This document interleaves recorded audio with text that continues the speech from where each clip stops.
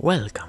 I am a master story traveler, a sailor with authority to navigate the tale sea, where every story has its own world. This is the cabin of my ship, and Ori, my kitty, went to hiding because of this stowaway. Are you still on that? When are you going to write my story? Odin, we talked about this. No, we didn't. You just kept talking while the ship keeps sailing away from the academy. We are entering the beginning's currents. It's a tricky ride, so I'll get to it before we get lost. How we will get lost in a simple current?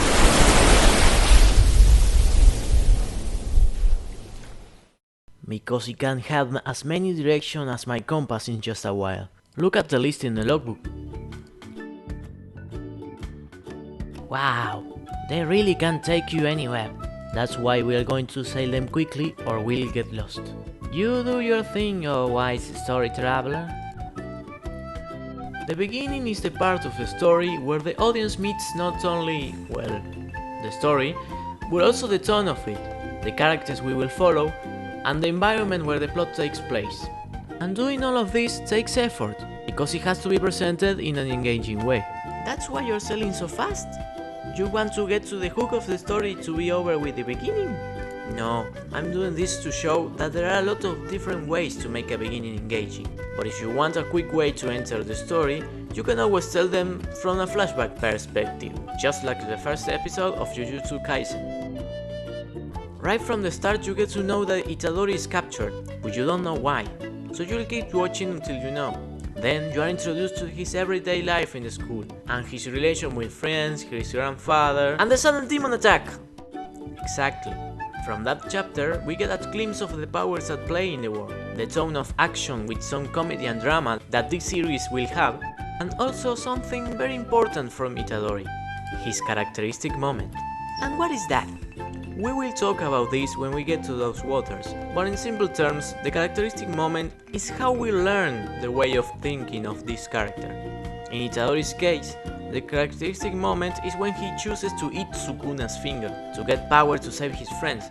With that quick act, we learn the things he considers important and the things he's willing to sacrifice for protecting them. As an audience, we want to know the main character, so this moment is almost like a must in the beginning. What a way to present a character, fighting his way into a new and strange world. I guess that showing the magic and the cursed power is more entertaining than telling everything. You're right. But there are examples where the main story benefits from slow-paced beginnings. After what you showed, it's hard to believe. The audience gets bored if you explain too much and don't get to the main point. Then tell me where the Lord of the Rings beginnings end. In the book. That's the Hobbit's explanation, isn't it? Wait. No, it must be when Bilbo gives the ring to Frodo, right? No, wait.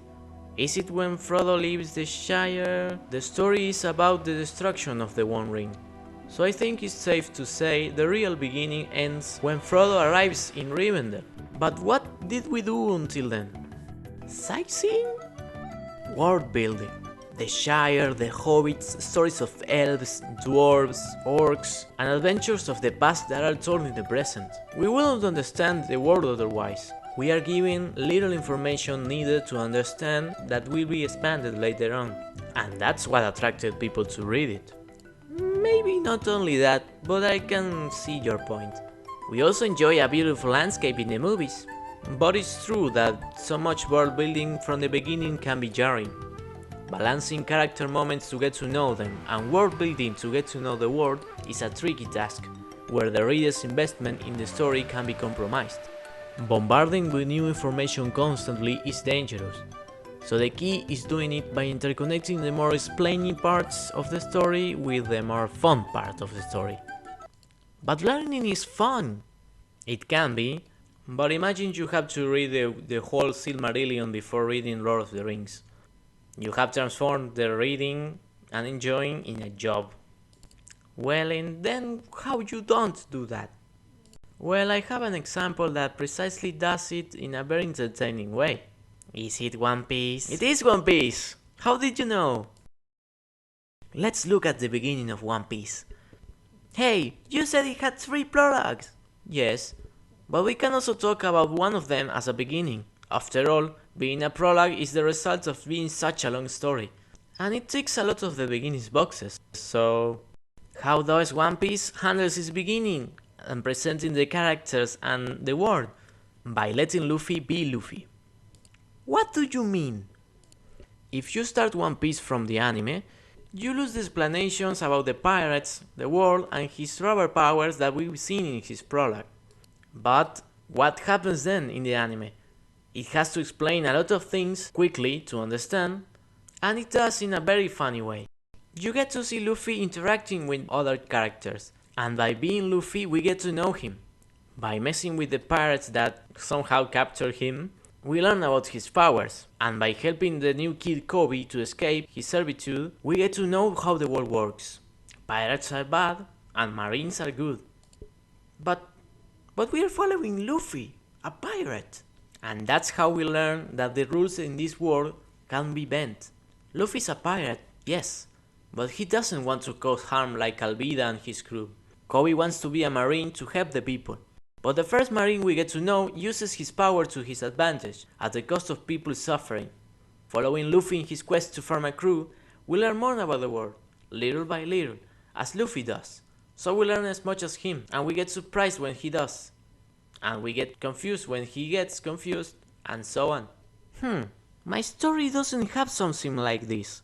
You have written more points of view, each one following a different character. That's because each one of you need to learn something different. And with that, the audience can get the whole picture.